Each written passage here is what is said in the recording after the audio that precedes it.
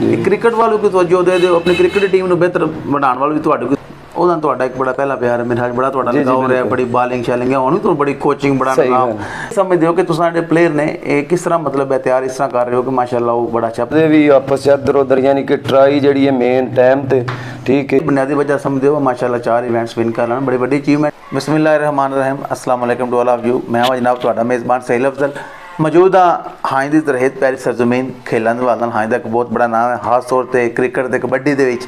तो अजकल हाई की जी कबड्डी की टीम है वो छाई हुई है, 4 टूर्नामेंट लगातार विन किए हैं। तो वो इन्हों के सीनियर्स ने पुराने बंदे उन्होंने बड़ा किरदार है, तो एक बंदा जिसका बड़ा मेन किरदार है मैं तो भी उन्होंने वेख्या तो अपनी टीम के नाल होंदे ने हमेशा बिल्कुल समी साहब फ्राम हंज।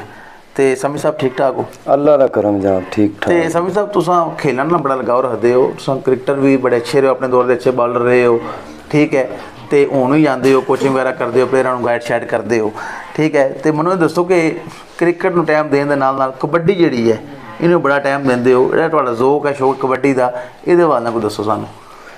ਇਹ ਸਰ ਜੀ ਕਬੱਡੀ ਦਾ ਜਿਹੜਾ ਸ਼ੌਕ ਹੈ ਪਹਿਲੇ ਤਾਂ ਮੈਂ ਮਾੜਾ ਚੰਗਾ ਜਿਹੜਾ ਖੇਡਦਾ ਸੀ ਜੀ ਜੀ ਠੀਕ ਹੈ, ਉਸ ਤੋਂ ਬਾਅਦ ਨਿੱਕੇ ਆਪਣੇ ਅੱਛਾ ਖੇਲ ਪੇਸ਼ ਕਰਦੇ ਰਹੇ ਨੇ, ਅੱਛੇ ਖੇਡਦੇ ਰਹੇ ਨੇ ਠੀਕ ਹੈ। 1-2 ਟੂਰਨਾਮੈਂਟ ਐਸਾ ਹੋਇਆ ਜਿਹਦੇ ਵਿੱਚ ਬੜੀ ਅੜਫਾਸ ਨਾਲ ਇਹਨਾਂ ਨੇ ਮੈਚ ਜਿੱਤਿਆ, ਉੱਥੋਂ ਹੀ ਜ਼ਿਆਦਾ ਸ਼ੌਕ ਮੈਨੂੰ ਹੋਇਆ ਠੀਕ ਹੈ। ਫਿਰ ਬਾਅਦ ਚ ਕ੍ਰਿਕਟ ਜਿਹੜੀ ਉਹਦੇ ਤੋਂ ਮੈਂ ਫਾਰਗ ਹੋ ਗਿਆ, ਕ੍ਰਿਕਟ ਘੱਟ ਕਰ ਛੱਡੀ ਤੇ ਕਬੱਡੀ ਨਾਲ ਜ਼ਿਆਦਾ ਲਗਾਓ ਹੋ ਗਿਆ।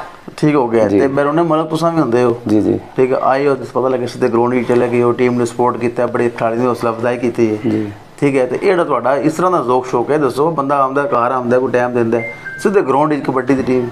ये सर जी पता की गल, ये गल है सारी शौक दी ठीक है, शौक ही ऐसा है ठीक है। चलो बंदा घर आंदा छुट्टी इंजॉय भी नाल होंदा, क्या ख्याल है टाइम कढ़ के असीं अपना इन्हां दे नाल जाईदा ते अल्लाह पाक दा शुक्र है करम है भी अच्छा खेडदे ने पे ठीक हो गया ठीक है। मजीद सानू ये अच्छा जिहड़ा गेम इन्हां दी देखण नूं मिलदी ते ये दसो कि प्लेयर तुहाडे जी कैसा रिस्पांस दे रहे ने तुहानूं?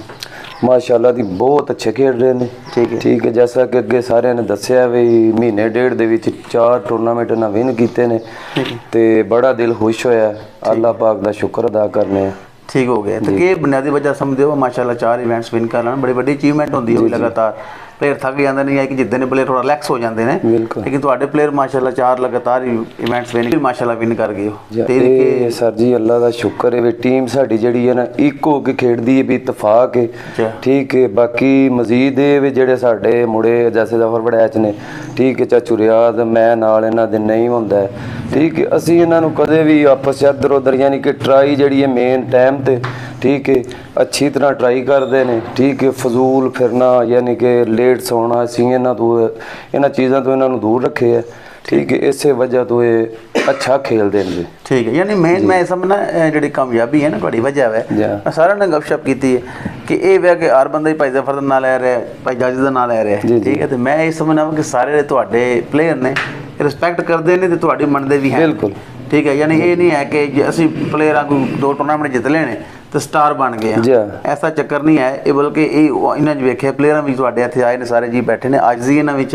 ते सारे बिल्कुल जिहड़े ना वो समझदे ने असीं जिहड़ा कुछ भी नहीं हाँ जे कुछ है ने वो साडे वड्डे इन्होंने सानू सपोर्ट किया जिन्हां सानू गाइड किया। बिल्कुल सही गल है ठीक है, मेहरबानी है इन्हां दी की गल है। जे हुण दे दौर च मैं समझना तुहाडी मनना अजकल दे किसे घरे दी गल नहीं मनदे, रात जल्दी सोना मोबाइल वगैरह दौर है ठीक है। हर बंदा जिहड़ा कोई मतलब लगे गेमां खेडन है या कोई मूवी वेखदा पिया कोई ना कोई निज़ाम है वो धक्के नाल बंदे 11-12 बज जाते हैं आम बंदे दे। तो इन्हां बच्चों की बड़ी मेहनत है। तो हुण दे दौर च एक होर मैनूं गल दसो क्योंकि कबड्डी जी है ना एक मुश्किल खेल है बाकियों की निस्बत, हर खेल ही जो खेलता बंदा उन्हें पता ही है वो आसान तो नहीं होता है, बड़े मामलात बड़ी फिटनेस चाहिए है। तो कबड्डी वास्ते खसूसी फिटनेस चाहिए है बिल्कुल ठीक है। तो क्या समझते हो कि तुम जो प्लेयर ने किस तरह मतलब है तैयार इस तरह कर रहे हो कि माशाल्लाह वो बड़ा अच्छा परफॉर्म कर रहे हैं कि ना सिर्फ खेड रहे हैं, खेडना एक होर गल है जितना जड़ा एक वड्डी गल मेन वजह सर जी ये भी ट्राई जी है ना अच्छी होवे ना फिर ही मैच दे विच परफॉर्मेंस होंदी है, चाहे वो क्रिकेट है कबड्डी है वॉलीबॉल है कोई भी गेम है ठीक है। जैसे तुसीं ट्राई करोगे ठीक है अच्छी ट्राई करोगे अच्छे तरीके नाल ठीक है तुहाडी कोचिंग अच्छी होएगी फिर ही तुसीं जाके मैच दे विच मैदान दे विच अच्छा खेल पेश कर सकते हो ठीक हो गया जी। अच्छा मैं हमेशा एक गल कहना अक्सर कई होंदा है फर्स्ट लव बंदे दा रघु फिर बंदे जिंदगी च पे ही होंदे ने लेकिन पहला प्यार होंदा है। तो जिहड़ा क्रिकेट है ਉਹਦਾ ਤੁਹਾਡਾ ਇੱਕ ਬੜਾ ਪਹਿਲਾ ਪਿਆਰ ਮੇਰੇ ਨਾਲ ਬੜਾ ਤੁਹਾਡਾ ਲਗਾ ਹੋ ਰਿਹਾ, ਬੜੀ ਬਾਲਿੰਗ ਸ਼ੈਲਿੰਗ ਹੈ, ਹੁਣ ਤੁਹਾਨੂੰ ਬੜੀ ਕੋਚਿੰਗ ਬੜਾ ਲਗਾਓ, ਠੀਕ ਹੈ।